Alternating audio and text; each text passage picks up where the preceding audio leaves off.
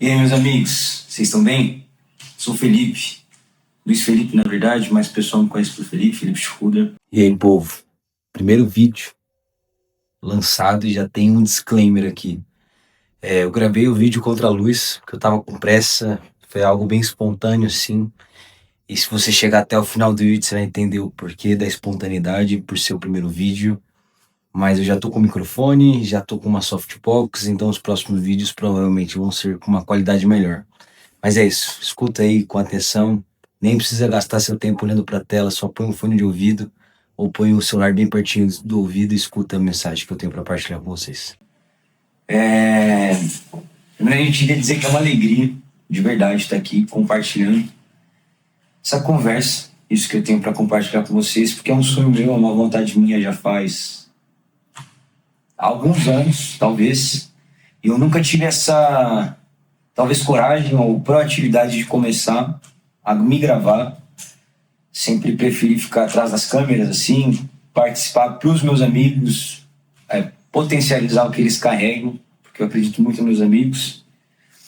Mas o perfeccionismo, talvez, ou essa dificuldade de me expressar, que eu acredito que eu tinha, mas é isso, estou muito feliz de estar aqui, tomando esse passo na minha vida, na minha história, e poder deixar isso como registro, principalmente para meus amigos, para mim, para o meu eu do futuro, para minha filha, para os meus próximos filhos, se Deus quiser, para minha esposa, para eu ter essa lembrança, essas lembranças, nessas memórias, como Daniel gosta de falar, gosta de pontuar, para eu não esquecer do que o Senhor tem feito na minha vida, do que o Senhor tem me ensinado e das coisas que eu estou me esforçando para aprender, porque vocês que estão assistindo, se você me conhece ou caminha comigo, ou é um cristão que caiu aqui assim de paraquedas nesse vídeo, você sabe que a vida com Jesus, caminhar conforme a vontade dele e seguir os mandamentos, os ensinamentos novos dele,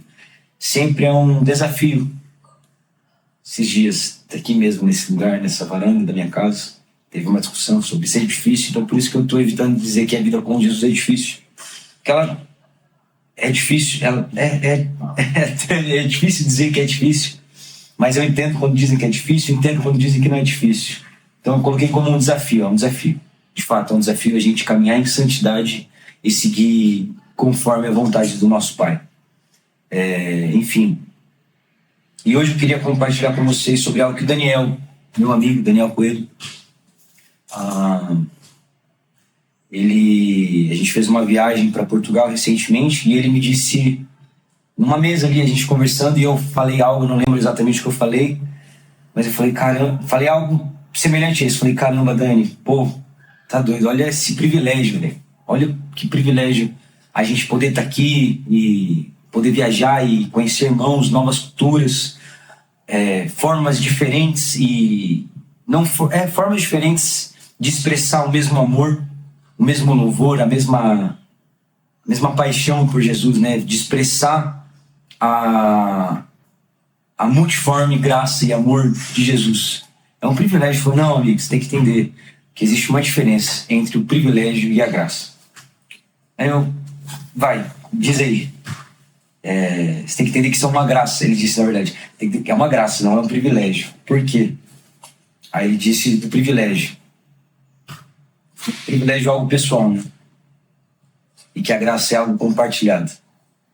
E isso ficou me marcando por muito tempo.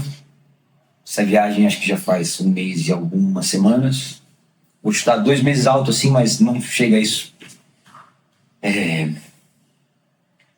Isso me marcou. Eu guardei isso e comecei a estudar. Eu enfim, gosto de ir profundo nessas coisas que me despertam, porque eu sou dificilmente despertado por alguma sentença, assim, por alguma frase. E quando me desperta, eu gosto de pensar que é o Espírito Santo, é o Senhor me apontando algo que é para mim, para minha vida. Para um compartilhar, assim, e eu gosto de pensar que esse compartilhar é sempre a minha casa. Então, para entender a diferença do privilégio e da graça, eu comecei a estudar, eu fui ponto de vista filosófico, ponto de vista cultural, espiritual, enfim, várias linhas assim, e em resumo, as coisas que me marcaram foi que o privilégio ele é algo individual, ele é algo que eu recebi. Então, um exemplo. É um privilégio eu ter crescido numa casa estruturada, com um bom pai e uma boa mãe, com irmãos, uma casa com irmãos, onde eu podia aprender com eles por eu ser o mais novo. É algo que eu recebi e é meu, é para mim, somente meu. Ele não me gera nenhuma responsabilidade, porque eu recebi e eu tenho isso. Então, pronto. O privilégio é algo que eu recebi e ele é individual. Outra coisa nas minhas leituras é que o privilégio ele só existe quando comparado. Quando comparado. Então, se a gente for desenvolver essa ideia do privilégio, o privilégio só existe no meio da comparação. Então, se eu digo para você que eu cresci numa casa bem estruturada, com um pai e com uma mãe, uma outra criança, uma outra pessoa, uma mulher, um homem, tanto faz, pode dizer, eu também cresci numa casa com um pai e com uma mãe, mas era tudo muito certinho, eles eram muito rigorosos, por mais que eles eram estruturados, eram bem casados e tudo mais, eles eram muito rigorosos, e isso foi ruim para mim. Me fez com que eu desvirtuasse, tivesse curiosidade com outras coisas e, enfim, fui viver a vida. E eu, nesse mesmo padrão, se for fazer uma comparação exata do que eu quero dizer, meus pais eram muito rigorosos, mas isso foi benéfico para mim, porque eu era muito piruleta da cabeça e essa contenção dos meus pais foi bom para mim porque me fez caminhar de forma mais correta. Então, essa rigorosidade, por um lado, foi um privilégio para mim, mas pode não ter sido para outra pessoa. Agora, se a gente for... Estou viajando aqui na ideia, né? Estou só construindo para vocês acompanharem comigo essa linha de raciocínio.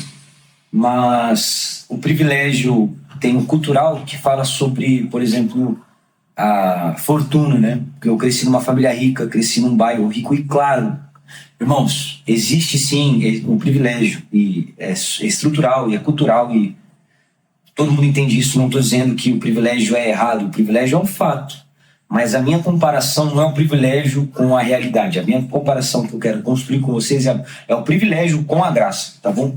Então, por favor, deixe o Espírito Santo ministrar o seu coração. Eu não estou dizendo que eu sou o dono da verdade, é algo que ele tem construído no meu coração e eu quero passar a compartilhar com vocês e guardar como um diário. E eu peço, por favor, que fique livre para comentar. Eu quero que a gente possa conversar, porque somos irmãos em Cristo. A gente pode ter pensamentos divergentes, mas a gente acredita no mesmo Deus. E talvez eu esteja errado, talvez você esteja errado. E a gente precisa espelhar essa semelhança de Cristo e poder evoluir e entender, compreender melhor a unidade do corpo de Cristo. Então eu peço que, se for comentar e compartilhar e questionar e argumentar, que seja num ambiente de amor. A internet normalmente tende a ter essa liberdade onde a gente fala sem filtros, mas eu acho que a gente precisa de filtros para se comunicar, ainda mais quando a gente não se conhece tão bem. Mas se você por acaso me conhece do arredor aqui, do ABC, e quer sentar numa mesa, eu vou ser muito feliz em sentar numa mesa com você para a gente conversar desse tema ou de qualquer outro tema e aprender mais com você, tá bom? Agora, voltando no assunto, o privilégio, né? Tem a parte cultural da fortuna, do dinheiro, onde uma pessoa tem muito dinheiro e outra pessoa não tem dinheiro. A pessoa que tem muito dinheiro, ela não vai entender que é privilegiada se não comparar que a que tem pouco, se ela não tiver noção de outros contextos. Então, em resumo, o que eu quero dizer é que o privilégio ele nasce a partir de uma comparação, porque ele é individual, ele não engloba um todo, ele não gera responsabilidade e ele necessita de uma comparação para ser visto como um privilégio. Então, eu não consigo falar, é muito específico de cada situação. E a graça? Graça a gente tem na mesa, né, na Santa Ceia, onde o Senhor, dando graças, partiu o pão. Esse é o exemplo que eu escuto muito na minha igreja, na Doca 12, aqui em Santo André. Convido você, irmão, que se por acaso estiver sem uma igreja e entender de Deus, que quer sentar nessa mesa com a gente, por favor, me manda uma mensagem, eu vou ser muito feliz de receber lá. Mas eu escuto muito isso, de dando graças ao Senhor Jesus partiu o pão. Então a graça é algo partilhado. Vou melhorar. A graça é algo a se partilhar. Porque a graça é algo dado por Deus. Deus nos entrega, né? Deus nos deu. Foi dado sem mérito, sem um esforço próprio, sem um merecimento da minha parte. Eu não fiz nada. Na verdade, tudo que eu merecia era a morte, né? Que é o salário do pecado. Era o inferno e a distância do meu Deus, do meu Pai, do meu amigo. Mas pela sua graça, ele veio, se despiu da sua glória, se fez homem, caminhou entre nós e se fez pecado para que a gente pudesse ser reinserido nessa unidade do corpo dele, né? Então, a graça é algo que é recebido, mas ela tem a intenção de ser partilhada. E aí o Daniel falou o que ele falou, né? Isso daqui não é um privilégio da gente estar aqui, isso é uma graça. Porque a gente veio até aqui numa intenção e numa missão. A gente veio aprender. A gente veio entender os nossos irmãos, servi-los e ser servido, amá-los e ser amado, nos entregar e receber, entregar e receber. Então, para que nessa troca, nessa comunhão, nessa mesa partilhada, nessa graça partida entre nós, a gente pudesse voltar para o Brasil, para a nossa igreja, para o nosso local, para a nossa vida ordinária, nossos trabalhos, nossa faculdade, nossa escola, as nossas casas, os nossos pais, se por acaso você ainda mora com seus pais, seus irmãos, irmãs, enfim, todos pudessem receber do que você recebeu lá. Então, não transforme, ele não disse isso, mas eu recebi por isso. Não transforme essa graça de Deus, que é para ser partilhada, para ser uma responsabilidade recebida, em privilégio. Não transforme isso em privilégio. Não pegue essa experiência, esse momento, isso que Deus está te entregando, sem merecimento nenhum, e transforme isso em privilégio. Tome responsabilidade disso. Faça disso uma graça e compartilhe com seus irmãos. Incentive-os a viver isso e seguir compartilhando, porque dando graças, o Senhor partiu. Então, isso me tocou, porque eu fiquei pensando, que é muito profundo, pensando, eu sou um jovem de 28 anos de idade, e eu fiquei pensando, me pegou porque a minha geração, e até pessoas de mais idade, de menos idade, enfim, acho que em alguns aspectos nós todos estamos tratando a graça que nos foi dada como um privilégio. A gente tem consumido o que Deus nos deu, que era para ser partilhado. Deus nos entrega um pão que foi nos dado de graça para ser partilhado, e a gente não espera o irmão para partilhar, a gente se sacia daquilo que Deus nos deu. Eu consigo pensar em vários exemplos, eu pensei em alguns exemplos da minha vida, e são confrontos, têm sido desafios para a minha vida. Por exemplo, a salvação.